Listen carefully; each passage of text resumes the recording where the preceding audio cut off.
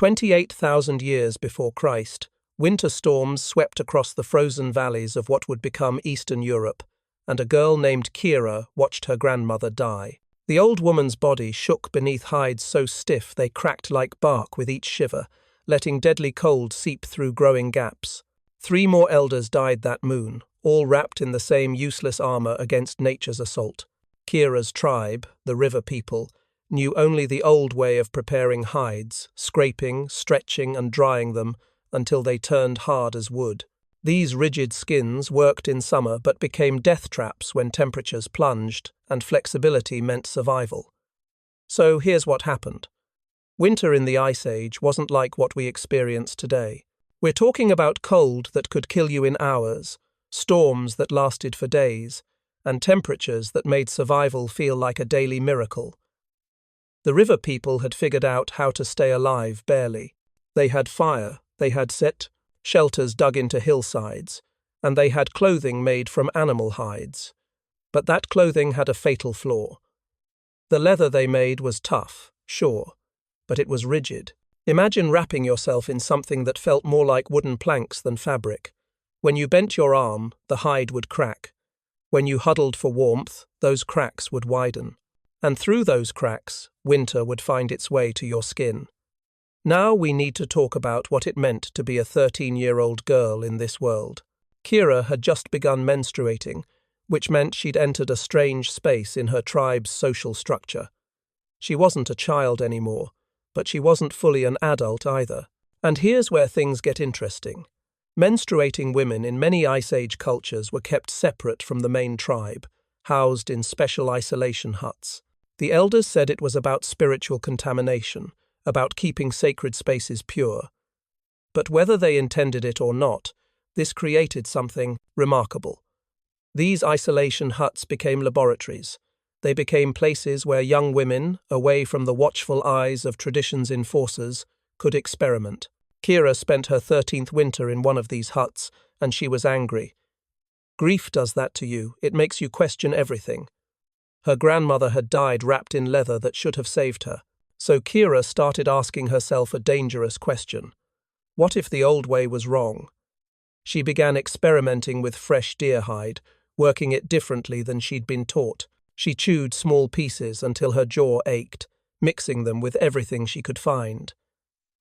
Ash from the fire, maybe, that would soften it. Urine saved in clay pots, people said it was good for cleaning, so maybe it could change leather. Plant oils pressed from seeds, even her own saliva and blood. Nothing worked the way she hoped. The leather got a little softer, sure, but not enough. Not nearly enough. The breakthrough came during the Wolf Moon feast, and it came from the most unlikely place tradition itself. You see, the river people had sacred rituals around hunting, and one of the most important involved the elders eating the brain of whatever mighty animal had been killed. It was ceremonial, spiritual. The brain contained the animal's wisdom, they said, its strength and spirit. During this particular feast, they'd killed a massive elk, and Kira watched as the elders consumed its brain with reverence. She noticed something odd. After the meal, she saw the elders licking their lips, and those weathered, cracked lips looked different, softer, more supple. Even in the bitter cold that made everyone else's skin tight and painful, the elders' lips stayed flexible. That observation changed everything. That night, after the feast fires died down and the tribe settled into sleep, Kira committed what her people would have considered an unforgivable act. She crept back to the ceremonial area and stole a handful of brain matter that had been set aside for the next day's continuation of the ritual. She wrapped it in moss and carried it back to her isolation hut, her heart pounding with the weight of what she was doing. This was sacred food, meant only for elders, reserved for communion with animal spirits. Taking it was taboo. Using it for experiments was unthinkable. But grief and curiosity make rebels of us all. Working by firelight, Kira mixed the brain with water until it became like thick cream. The texture fascinated her. It was unlike anything she'd mixed before, fatty and smooth at the same time. She took a small piece of hide and began working the brain mixture into it with her fingers. Push, pull, stretch, fold. The rhythm came naturally, as if her hands remembered something ancient, something her ancestors had done in some forgotten time. She worked through the night, her fingers moving constantly, maintaining the motion, feeling the leather transform beneath her touch. By dawn, she held something miraculous. The leather was soft, genuinely soft, not just less rigid, but actually supple, like living skin. She bent it back and forth. No cracking. She twisted it. The leather moved with her hands instead of fighting them. And then she did the real test. She walked outside into the pre-dawn cold, found a patch of fresh snow, and plunged the leather deep into it. When she pulled it out and let it dry near her fire, it remained flexible. The cold hadn't turned it hard again. The moisture hadn't ruined it. Whatever chemical magic the brain had worked, it had changed the leather permanently. Now, Kira was smart enough to know that one small piece of perfect leather wasn't going to change anyone's mind. The elders would punish her for stealing sacred food, and the tribe wouldn't listen to a girl who'd violated taboo. So she kept quiet and kept working. She tanned more pieces, each time refining her technique, learning how much brain was needed, how long to work it, how the leather told you when it was ready. She began sewing these pieces together secretly, creating larger sections of soft leather. The Discovery's first test came 3 days later when raiders from the ice clans attacked at dawn. These were brutal times. Tribes fought over hunting grounds, over shelter locations, over any resource that meant survival. Young warrior Darak, someone Kira had known since childhood, stood in the front line when the raiders came screaming out of the grey morning light. She'd secretly sewn one of her experimental chest pieces inside his regular armor the night before, telling him only that she'd added extra layering. When a raider's spear thrust forward with enough force to kill, it struck Darak's chest dead center. Everyone watching both sides expected to see him fall, but the spear didn't punch through. The flexible leather compressed, spread the impact across a wider area, and absorbed the blow like nothing anyone had seen before. Darak stumbled, backward, gasping and bruised, but alive, so very much alive. The raiders' surprise gave Darak the heartbeat he needed to counterstrike. The battle turned, and when it ended, the survivors crowded around Darak's armor, trying to understand what had just happened. That's when Kira stepped forward and told them about the brain-tanned leather. She showed them the pieces she'd made, demonstrated how they moved and flexed. She expected punishment for her theft. Instead, she saw wonder in the elders' eyes. See, here's the thing about survival cultures: they might revere tradition, but they revere life more. When something works, when something saves people they love, they pay attention. They asked her to teach them. And in that moment, Kira became the first person we know of to deliberately change how humans interacted with their environment through technological innovation. She'd taken observation, experimentation, and stubborn defiance of tradition. And she'd created something that would echo through 30,000 years of human history. Winter still meant hardship for the river people. But after Kira's discovery, it no longer meant death. Word of Kira's discovery spread through networks that had existed long before anyone thought to call them networks. See, here's something crucial to understand about Ice Age societies. While men might have controlled the hunting and the warfare and the big dramatic moments that oral histories loved to celebrate, women controlled something far more powerful. They controlled information. When a daughter married into another tribe, she carried knowledge with her. When women gathered plants and herbs, they talked across tribal boundaries. When a birthing attendant traveled to help deliver a baby in a neighboring camp, she brought news, techniques, and innovations. These weren't formal systems. Nobody was writing anything down, but they were incredibly effective. Within 5 winters of Kira's breakthrough, brain tanning had reached tribes from the Black Sea to the Rhine River. That's roughly 1,500 miles, spreading at a rate of about 300 miles per year. Now think about that for a second. These weren't people with horses yet. They didn't have roads or maps or any way to communicate except face-to-face conversation. Yet, somehow, this technique moved across a continent faster than many modern ideas spread with all our technology. How? Daughters teaching mothers, sisters sharing with sisters, women talking during the long hours of gathering, during communal cooking, during the birthing rituals that brought women together across tribal lines. And here's what makes this even more fascinating. The technique didn't just spread unchanged. Each group that learned it added their own refinements, their own discoveries. The mountain clans, living in the high peaks where elk were abundant, discovered that elk brains created the softest leather of all. Something about the composition, maybe the elk's diet of alpine herbs, maybe just the size of their brains relative to their hide-produced results that felt almost like silk against skin. The lake dwellers, working with fish as much as with game animals, found that adding fish oils after the brain tanning process made hides completely waterproof.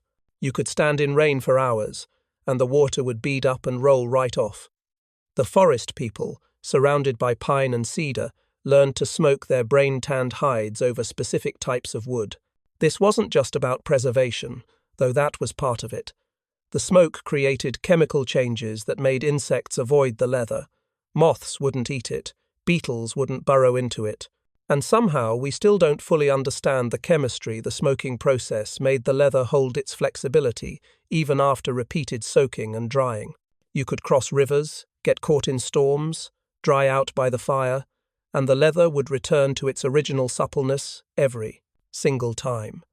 So what started as one girl's desperate experiment transformed into something much larger, a communal body of knowledge that grew and adapted and became embedded in the very rhythm of seasonal life. The softening days, as they came to be called, became the heartbeat of existence. When hunters brought down a deer, an elk, a bear, whatever the prey, everyone knew what would follow. 3 days of ceremony, 3 days of transformation, not just of the hide, but of the community itself. Let me walk you through what these ceremonies looked like, because they tell us so much about how knowledge becomes culture. First came the skinning, and this wasn't just butchery. Specific people performed it with obsidian blades so sharp they could split hairs, and while they worked, singers would tell the story of Kira's discovery. Every child grew up hearing this story dozens of times, memorizing not just the tale, but the lesson that observation and innovation could save lives. That challenging tradition wasn't sacrilege if done with respect and purpose. Then came the removal of the brain, and this part was handled exclusively by women who had given birth. Now, you might ask why. The stated reason was spiritual. These women understood transformation because they'd experienced the ultimate transformation of creating new life. But there was practical wisdom here too. Women who'd given birth had developed patience and steadiness that came from months of pregnancy and the ordeal of childbirth. They knew how to work through discomfort. They knew how to maintain focus during a long, demanding process. And they knew in their bodies, not just their minds, that transformation took time. The mixing required exact proportions, and here's where it gets almost mystical. 1 brain to 1 hide. Always. It didn't matter if you were working with a rabbit skin or a bear hide, that animal's brain contained exactly the right amount of lipids to tan its own hide. Indigenous. Peoples across multiple continents would later point to this as proof of divine design. How could nature create such perfect mathematics unless there was intention behind it? Modern chemistry can explain the molecular reasons, but that doesn't make it less remarkable. Children as young as 5 learned to recognize the proper consistency of the brain mixture. They couldn't just be told, they had to develop an eye and a feel for it. The descriptions passed down were poetic because they had to encode sensory information that couldn't be measured. Morning mist over still water meant one thing. Foam on slow rivers meant another. Each description captured a specific texture, a specific flow, and children learned to see and feel these differences until the knowledge became instinct. The actual working of the hide took 8 to 12 hours of continuous motion. Now, nobody could work a hide for 12 hours straight. Human hands and arms just aren't built for that. So women took turns through the night. They'd work in shifts, sometimes 2 or 3 women on a single hide, maintaining that ancient rhythm. Push, pull, stretch, fold, push, pull, stretch, fold. And while they worked, They talked. They shared stories. They spoke prophecies. They recited the genealogies that bound tribes together, memorizing who descended from whom, which families had obligations to which others, who could marry whom without breaking kinship taboos. These tanning circles became something we'd recognize today as universities. They were places of learning, of knowledge transmission, of innovation and experimentation. A woman named Sarah of the Northern Shores, and we know her name because her discovery was considered significant enough to preserve in oral tradition, figured out that adding egg yolks to brain-tanned leather made it hold dyes, and better. This might sound like a minor thing, but think about what it enabled. Suddenly, people could create pictographic histories on their clothing itself. They could wear their stories, their tribal affiliations, their personal achievements. Clothing became communication in a world without writing. Old Mother Tiska of the Cave Bears taught that leather worked during a woman's pregnancy would be especially strong. She believed the life force flowing through the tanner's hands blessed the leather, gave it resilience beyond what chemistry alone could provide. Now, we can debate whether there's any scientific validity to that belief. But here's what matters it made: pregnant women valuable contributors to their communities right up until birth. It gave them a role, a purpose, a way to continue providing. And whether or not the life force was real, the care and attention that pregnant women put into their work certainly affected the quality. The technique spread along marriage routes, and this is where we start to see brain tanning become not just craft but currency. Bride prices, the gifts a groom's family gave to a bride's family, began to include not just finished brain-tanned goods, but something more valuable: the promise of teaching. A new wife would bring complete knowledge of her tribe's specific techniques. She'd teach the women of her new family everything she knew. This created an interesting dynamic. Marriage wasn't just joining families anymore, it was joining knowledge bases. Strategic marriages between tribes started to hinge on who had superior tanning knowledge. Family politics got complicated in ways that might sound familiar to us today. The Hill people had a secret technique involving crushed oak galls that produced darker leather, richer in color and more prestigious. They guarded this knowledge jealously. If your daughter married into the Hill people, you might gain access to this secret.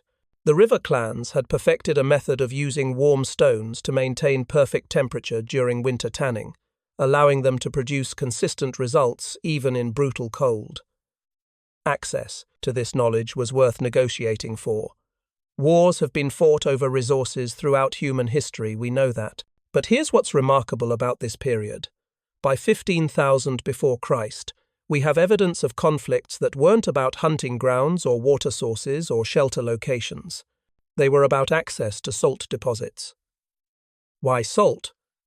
Because salt preserved brains for year-round tanning. During autumn hunts, tribes could kill multiple animals quickly, process the meat before it spoiled, but they needed to tan the hides throughout the year. Preserved brains made that possible. Control the salt, control the brain preservation, control the leather production, control the wealth. Brain tanning had evolved into dozens of regional variations by this point, each one adapted to local materials and specific needs. The Arctic peoples developed techniques using seal brains and whale blubber that created waterproof, cold-resistant clothing unlike anything found farther south. The desert clans learned to tan using minimal water, working in the cool hours before dawn and after sunset, creating leather that breathed in extreme heat. The coastal tribes discovered that certain sea plants, when mixed with brain matter, created leather that resisted salt corrosion, crucial for people whose lives revolved around the ocean. Yet, through all these variations, every single technique maintained Kira's core discovery. Brain lipids create a chemical transformation that no other substance can match. We've tried to replicate it in modern laboratories. We've analyzed the molecular structure, identified the specific phospholipids involved, understood the chemistry down to the atomic level, but we still can't synthesize anything that works quite as well. The brain contains hundreds of different lipids in precise ratios, and replicating that exact combination has proven impossible. The first recorded wars over tanning resources tell us something profound about how important this technology had become. Brain tanning wasn't a nice-to-have craft. It wasn't decoration or luxury. It was survival itself. Good leather meant staying alive through winter. It meant protection in battle. It meant water bags that didn't leak, shelter coverings that didn't crack, clothing that moved with you instead of against you. Control the knowledge, control survival. Control survival, control everything. And at the center of all this, women's hands, working through the night, maintaining rhythms unchanged since Kira's first experiment, passing knowledge from generation to generation through demonstration and story and patient repetition. The revolution that changed human civilization didn't come from warriors or chiefs or shamans. It came from women working together, talking together, sharing what they knew, and constantly asking the question that drives all innovation. What if there's a better way? 10,000 years before Christ, something extraordinary happened. Humans began moving across the planet in ways they never had before, reaching territories so hostile that survival should have been impossible, and brain-tanned leather made it happen. This is the part of the story where a technique born from one girl's grief becomes the foundation for literally populating continents. Let's talk about the Bering Land Bridge. You've probably heard about it during the Ice Age. Sea levels dropped enough that a land connection appeared between what we now call Siberia and Alaska. But here's what they don't always tell you in school. That bridge wasn't some pleasant coastal highway. It was one of the most brutal environments humans have ever attempted to cross. We're talking about temperatures that regularly hit -40 degrees, winds that could knock you off your feet, and journeys that took 60 days or more with no shelter, no relief, no escape if conditions turned deadly. The crossing clans, as oral traditions among indigenous American peoples, remember them. Survived these crossings because of their clothing. Brain-tanned leather, layered and carefully designed, trapped air between the layers while remaining supple enough for the constant movement that survival required. See, here's the thing about extreme cold rigidity. Kills you. If your clothing is stiff, you can't move efficiently. You burn more calories trying to walk. Your blood flow gets restricted. Your body can't maintain its core temperature. But flexible leather that moves with you? That's a different story entirely. These groups that crossed into the Americas carried brain tanning with them, and over the next several thousand years, the technique evolved independently across 2 continents. By the time European explorers arrived in the 1500s after Christ, they found indigenous peoples from the Arctic to Tierra del Fuego, all using brain tanning techniques, each adapted to their specific environment and needs. The Inuit in the far north perfected methods using seal brains. The Plains tribes used buffalo brains. The Amazonian peoples worked with peccary and tapir. Different animals, different climates, different needs, but the same fundamental chemistry that Kira had discovered 20,000 years earlier. Now, you might think that when agriculture started to develop, when humans began settling down and domesticating animals and building permanent structures, that brain tanning would become less important. Actually, the opposite happened. Agriculture amplified the need for good leather in ways nobody had anticipated. Early farmers in Mesopotamia, in that fertile crescent between the Tigris and Euphrates rivers, discovered that brain-tanned leather made superior water bags. This matters more than it might sound at first. Irrigation agriculture depends on moving water efficiently. Clay pots worked, sure, but they were heavy and fragile. Rigid leather bags could carry water, but they had problems. When full, they needed to expand. When empty, they needed to collapse for storage. Brain-tanned leather did both perfectly. It would stretch to accommodate a full load without tearing, then fold flat when emptied. Farmers could carry water to distant fields, irrigate during the crucial growing season, and the difference between success and starvation often came down to having reliable water transport. Egyptian civilization took brain tanning to remarkable heights, and we have papyrus records that tell us exactly why. War chariots, those iconic vehicles that defined Egyptian military dominance for centuries, depended on suspension systems that could absorb shock while maintaining strength. The Egyptians discovered that brain-tanned leather provided exactly the right combination of flexibility and durability. A chariot moving at full speed across rough terrain generated enormous forces. Rigid components broke. Flexible brain-tanned leather absorbed and distributed those forces, keeping chariots intact through brutal battles. One papyrus from 3000 before Christ, and yes, we actually have this document records that Pharaoh Nama's victory at Memphis came down to leather technology. His soldiers wore brain-tanned armor that allowed them to fight through midday heat while their enemies collapsed. See? Metal armor in Egyptian summer? That's essentially wrapping yourself in an oven. Even rigid leather traps heat dangerously. But brain-tanned leather breathes. The flexible structure allows air circulation. Nama's soldiers could fight for hours in heat that incapacitated everyone else.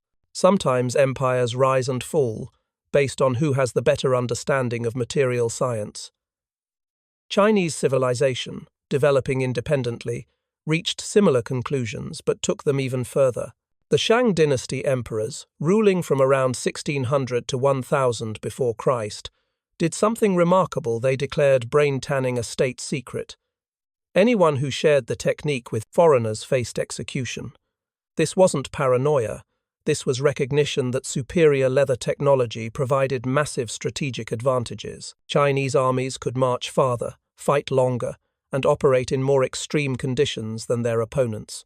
Master tanner Wei Lin, whose name survived in imperial records, created leather so fine it could be folded 1,000 times without showing a crease. 1,000 times. We've tried to replicate this in modern laboratories and can't match it. Wei Lin's leather was used exclusively for imperial scrolls containing the most important state documents. Why? Because these scrolls needed to survive not just years but centuries. Paper degrades, silk tears, but perfectly brain-tanned leather, stored properly, remains flexible and intact for extraordinary periods. Roman legions marching into Gaul, what we now call France, encountered Celtic warriors and got a shock. These supposedly barbarian peoples wore armor that seemed almost magical. Romans would strike what should have been killing blows, and Celtic warriors would keep fighting. The leather absorbed impacts that should have broken bones. When Julius Caesar wrote his commentaries on the Gallic Wars, he specifically mentioned that capturing Celtic tanners proved more valuable than seizing gold. He understood that technology wins wars more reliably than wealth does. The Romans learned from the Celts and improved their own techniques. Roman soldiers at the empire's height marched wearing brain-tanned leather armor, carrying brain-tanned leather packs, using brain-tanned leather for everything from shield bindings to tent components. A Roman legion could march 30 miles daily in comfort, an astonishing pace for heavy infantry. Part of that capability came from conditioning and training, sure, but a lot of it came from equipment that worked with the soldier's body instead of against it. The medieval period saw brain tanning evolve from military necessity into artistic achievement. Guilds formed across Europe, organizations that controlled craft knowledge with the same jealousy that Chinese emperors had shown. The Worshipful Company of Glovers in London, chartered in 1364 after Christ, guarded recipes that combined brain tanning with what they considered alchemical treatments. We might call them chemical processes today, but to medieval craftsmen, the transformations seemed almost magical. They created gloves for nobility that remained soft for decades of daily wear. Kings and queens demanded these gloves because inferior leather would harden and crack within months. Vikings, those seafaring raiders and explorers who dominated northern waters, perfected cold-weather brain tanning using marine mammal brains, whale brains, seal brains, whatever they could harvest from their catches. The resulting leather survived months at sea, exposed to salt spray, soaked repeatedly, and remained flexible enough for the constant motion that rowing required. Eric the Red's journey to Greenland around 985. After Christ succeeded because his crew wore brain-tanned sealskin that repelled ice while maintaining flexibility. You can't row effectively in rigid clothing. Your range of motion disappears. But properly brain-tanned sealskin allowed Vikings to row for hours, day after day, crossing the North Atlantic in open boats. The Renaissance brought brain tanning to its artistic and technical peak. Florentine craftsmen, working in that city that became synonymous with artistic excellence, created brain-tanned leather so fine that surgeons requested it for their instruments' grips. Think about what that required. Surgical instruments get exposed to blood, to medicinal spirits, to repeated washing and cleaning. The leather needed to maintain perfect flexibility and grip through all of that. It needed to be thin enough for precise control but durable enough to last years of intensive use. Florentine tanners delivered exactly that, and their techniques remained guild secrets, passed from master to apprentice in workshops that controlled knowledge as tightly as any modern corporation guards patents. Trade routes across medieval and Renaissance Europe often followed the locations of master tanners. Cities competed to attract the best craftsmen because leather production meant wealth. A town with superior tanners could supply armor for armies, create luxury goods for nobility, produce working leather for agriculture and industry. The economic value was enormous. Some historians argue that the Hanseatic League, that powerful trading confederation that dominated northern European commerce, owed its success partly to controlling access to superior leather production. What started as Kira's desperate experiment to save her tribe from winter had become, over 28,000 years, the foundation of military power, agricultural success, artistic achievement, and economic dominance. Empires quite literally rose and fell based on who had better brain-tanning techniques. Armies won or lost battles depending on their leather technology. Trade networks flourished or withered based on access to superior tanners. And through all of this, through pharaohs and Caesars, through Viking raiders and Florentine artists, through Chinese emperors and Celtic warriors, the fundamental technique remained unchanged. Mix brain matter with water. Work it into hide with patient, rhythmic motion. Let chemistry and time do their work. The same process Kira discovered by the light of her fire, the same wisdom that women had passed down generation after generation, remained at the core of every advancement and innovation. By the time we reach the 1700s after Christ, brain tanning had achieved a kind of perfection. The craft couldn't really be improved upon, only refined, only adapted to specific purposes. 15,000 years of accumulated knowledge, of trial and error, of innovation building on innovation, had created techniques that worked so well, they seemed almost miraculous to people who didn't understand the chemistry behind them. But perfection, it turns out, is vulnerable. Because when something works too well, when it's too good at what it does, people start looking for shortcuts. They start wondering if maybe there's an easier way, a faster way, a cheaper way. And sometimes, they're willing to sacrifice quality for convenience. Sometimes, they're willing to throw away 15,000 years of wisdom because someone promises them leather in days instead of weeks. That's where our story goes next. Because everything I've just described, all this magnificence, all this accumulated knowledge, all this perfect integration of human skill and natural chemistry, nearly disappeared forever. The Industrial Age nearly destroyed 15,000 years of accumulated knowledge, and it happened faster than anyone could have imagined. By 1800 after Christ, chrome tanning promised leather in days instead of weeks, using chemicals instead of patient handwork. For industrialists, for factory owners, for anyone thinking about profit margins and production speed, this seemed like pure magic. Why spend weeks carefully working brain matter into hide when you could throw it in a vat of chromium salts and have finished leather in 3 days? Factories sprouted along rivers from Manchester to Munich, and they poured toxic waste into those rivers with abandon because nobody yet understood or cared about environmental consequences. The leather they produced looked perfect, smooth, consistent, available in any color you wanted, but it lacked something fundamental. It didn't breathe the way brain-tanned leather breathed. It didn't have that living quality, that sense of the material working with you instead of just covering you. Chrome-tanned leather was dead in a way that brain-tanned leather never was. Within 50 years, just 50 years, ancient techniques that had survived ice ages and empire collapses, that had crossed continents and adapted to every climate on Earth, survived only in remote corners where indigenous peoples maintained unbroken traditions.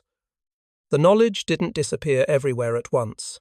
It retreated, contracted, survived in places where industrial civilization hadn't yet reached, or where people refused to abandon their ways even under enormous pressure. An Apache grandmother named Maria Singing Crow kept the knowledge alive through one of the darkest periods in Native American history. The United States government, in its infinite wisdom, had decided that indigenous peoples needed to be civilized, which meant stripped of their languages, their religions, their traditions, everything that made them who they were. Children were taken from families and sent to boarding schools, where speaking their native languages earned beatings. Traditional practices were outlawed. The government wanted to erase entire cultures and replace them with something more acceptable to white sensibilities. Maria Singing Crow lived through this. She watched her people being systematically destroyed, their knowledge dismissed as primitive superstition.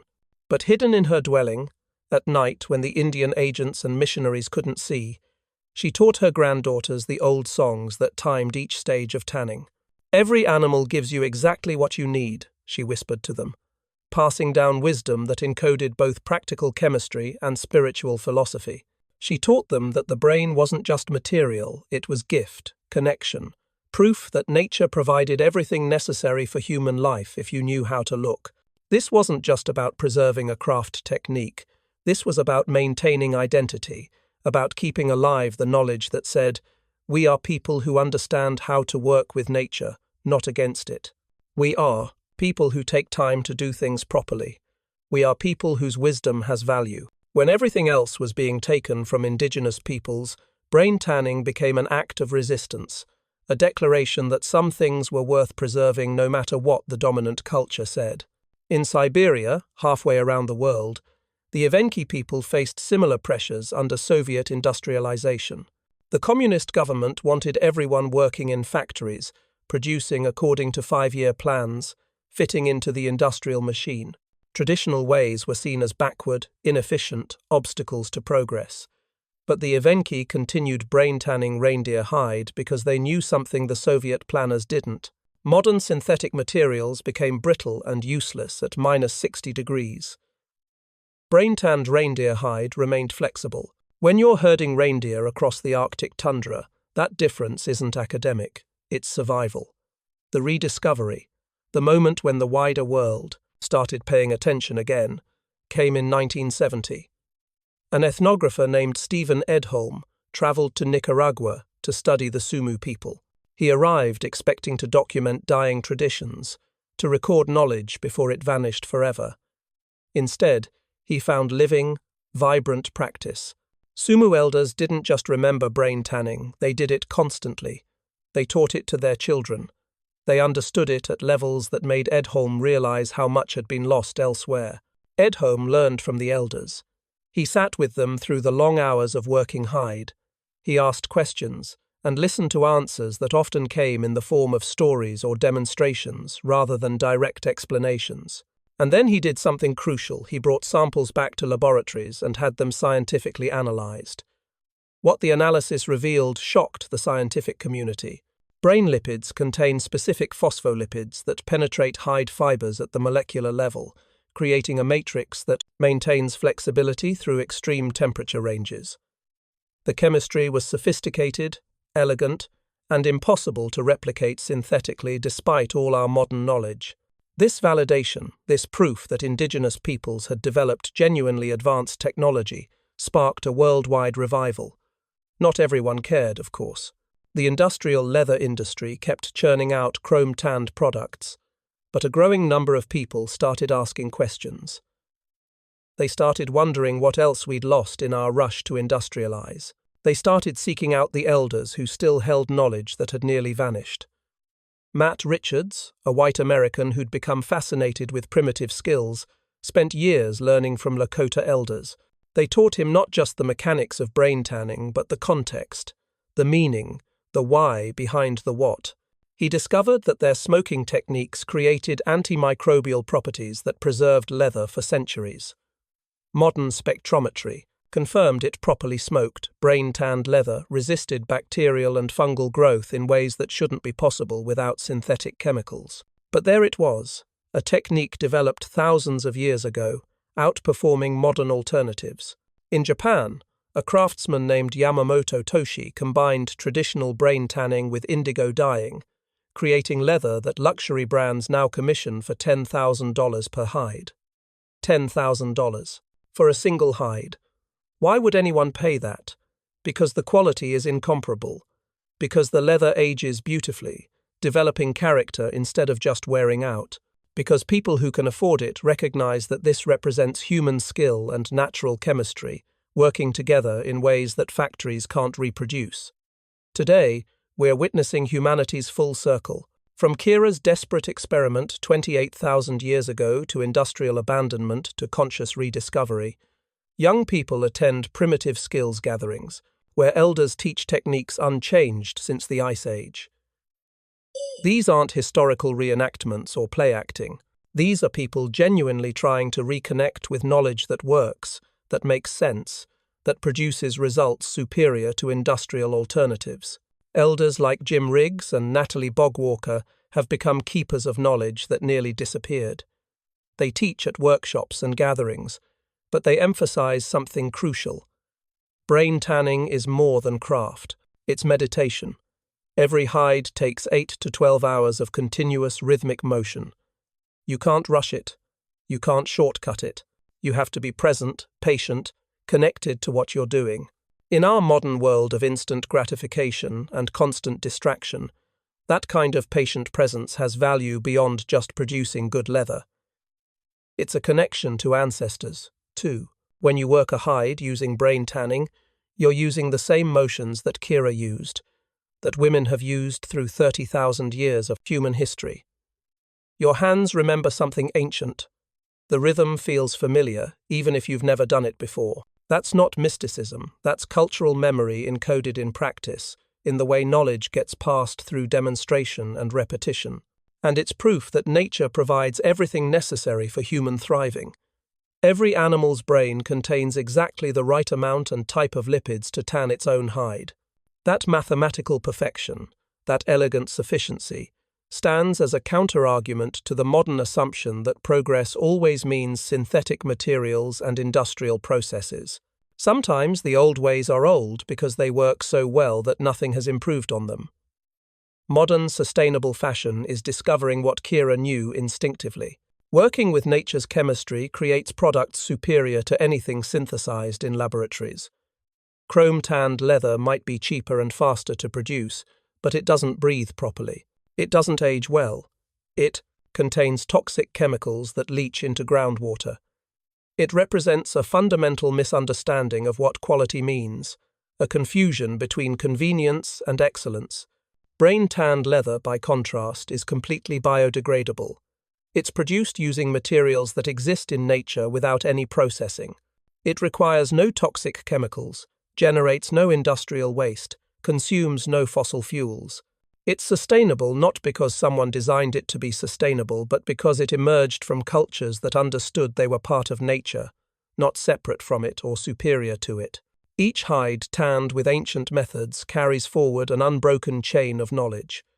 When someone today brain tans a deer hide, they're not just making leather, they're participating in a tradition that connects them to Kira, to Maria Singing Crow, to Evenki reindeer herders, to Florentine craftsmen, to Celtic warriors, to Egyptian pharaohs, to every person throughout 30,000 years who understood that some wisdom shouldn't be abandoned just because something faster and cheaper comes along.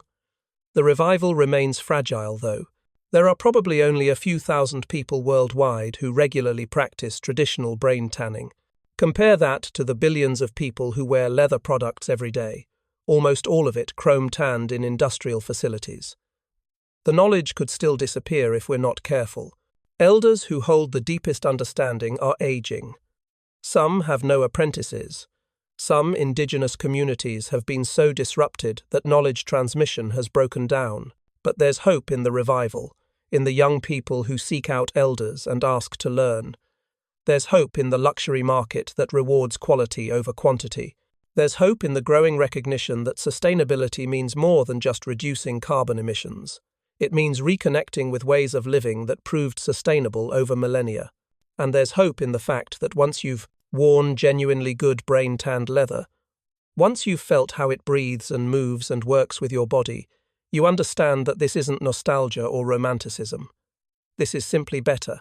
Kira, working by firelight in her isolation hut 28,000 years ago, probably never imagined that her discovery would echo through so many centuries. She was trying to save her grandmother's life too late for that particular life, but in time to save countless others. She couldn't have known that her defiance of tradition would enable humans to populate continents, build empires, create art, and eventually, after nearly losing it all, rediscover the wisdom of working with nature instead of trying to dominate it. But maybe that's exactly what makes the story meaningful. The most important innovations often come from ordinary people facing immediate problems, trying to protect those they love, willing to challenge assumptions when those assumptions prove deadly. Kira wasn't a genius, inventor, or a legendary hero. She was a girl who watched her grandmother die in leather that didn't work, and she decided there had to be a better way. 30,000 years later, we're still learning from her experiment, still discovering that the old ways sometimes contain wisdom that modernity forgot, still realizing that nature, given respect and attention, provides everything we need. Every piece of brain-tanned leather produced today carries forward her legacy, a legacy of observation, experimentation, patient work, and the fundamental understanding that human thriving depends on learning to work with the world rather than against it. That's what survived the Ice Ages, the empire collapses, the Industrial Revolution, and the near-total loss of traditional knowledge. Not just a technique for making soft leather, but a way of thinking about how humans relate to nature. And as we face environmental challenges that threaten our species' survival, maybe that's the lesson we need the most. Maybe Kira's true gift wasn't just brain-tanned leather. Maybe it was the example of someone who looked at the natural world, paid attention to what it offered, and found in that attention not just survival, but excellence.